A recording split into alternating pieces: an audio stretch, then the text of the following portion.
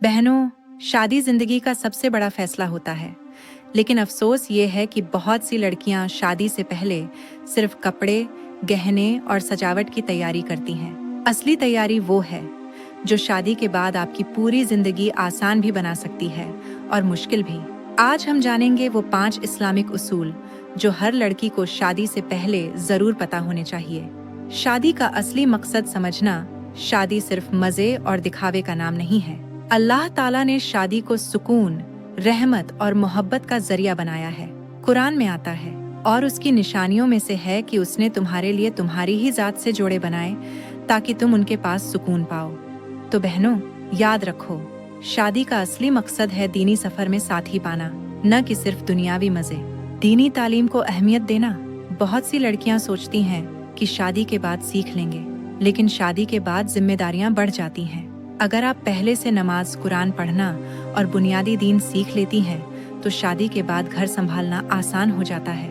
याद रखो, एक दीनी औरत ही पूरे घर को दीनी बना सकती है। अच्छे अखलाकों की आदत डालना। शादी हुस्न से नहीं, अखलाक से चलती है। रसूलुल्लाह ने फरमाया, मोमिन की सबसे अच्छी चीज उसका अच्छा अखलाक है। अगर आप छोटी छोटी बातों पर गुस्सा करती हैं या दूसरों की बुराई करती हैं, तो शादी के बाद रिश्ते कमजोर हो सकते हैं। इसीलिए शादी से पहले अच्छे अखलाक को अपनी पहचान बनाइए। दुनियावी हकीकत को समझना।